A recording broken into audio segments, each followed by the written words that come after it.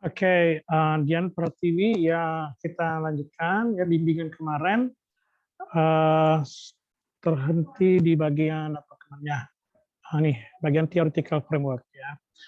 Nah judul kamu ya seperti yang sudah the use of juggle teknik ya strategies untuk mengajar speaking. Jadi memang sudah benar ya bahwa your theories should start from teaching English as foreign language.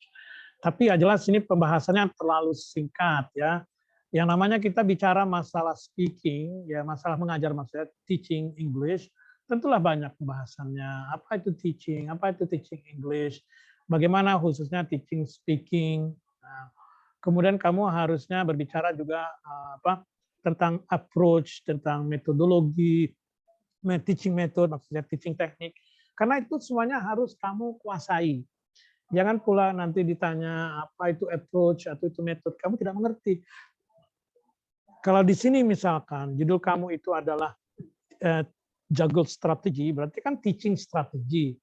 Apa beda misalkan teaching strategy dengan teaching approach?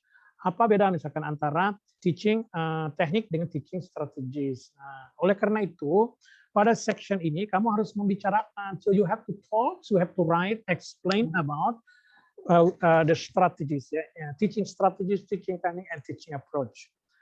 Nah, setelah itu baru kamu boleh sini setelah itu baru teaching speaking, strategi in teaching speaking boleh saja, ya.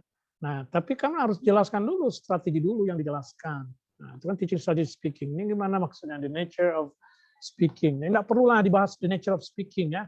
Maksudnya apa? Nggak ada hubungannya dengan itu. Kan harusnya kita bicara tentang teaching strategy dulu.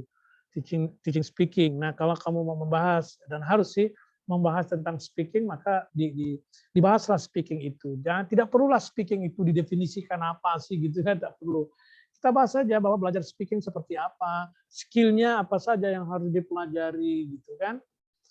Nah, itu di bagian pertama daripada your literature review. Bagian kedua adalah juggle strategi. Jadi strategi ya. So you have to talk about juggle strategy. Juggle strategy is one part of your theory. Tadi kan you already introduce strategies. What is strategies in teaching speaking? Now you come up with the idea of juggle strategy.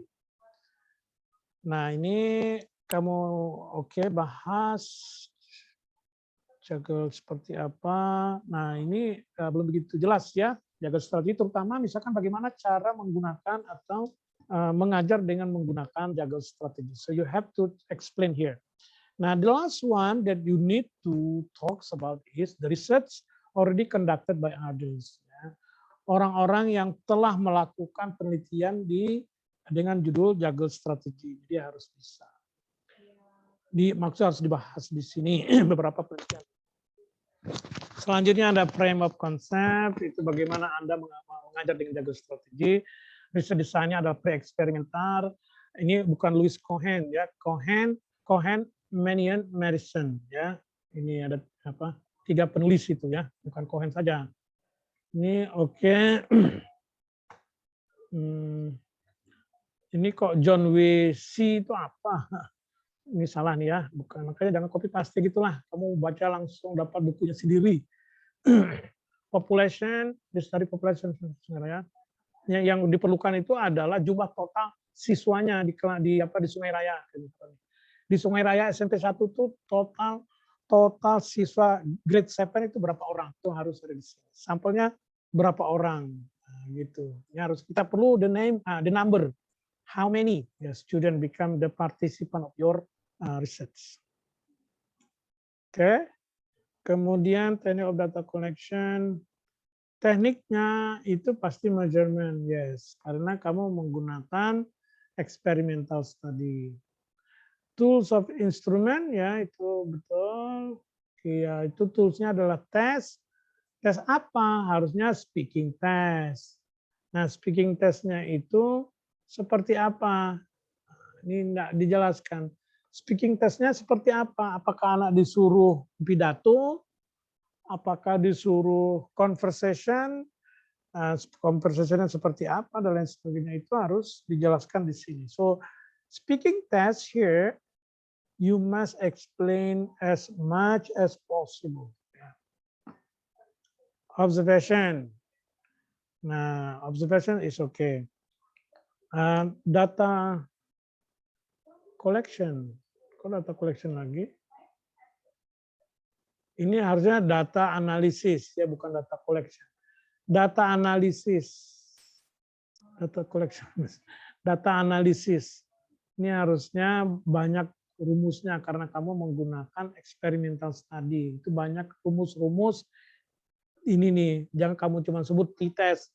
Kamu jelaskan t-test itu apa, rumusnya seperti apa, bagaimana cara melakukan dan sebagainya. So in data analysis you have to explain some formulas of statistic formula that you have to explain in this section. Okay, referensi it look good already ya, tetapi once again you have to check the IPA style. Kalau memang sudah oke. Ini kelihatannya sudah bagus ya. Tinggal lihat nanti referensinya sudah cukup atau masih perlu. Saya kira itu ya for your feedback. So you have to improve the quality and revise your proposal. Good luck for your study. Assalamualaikum.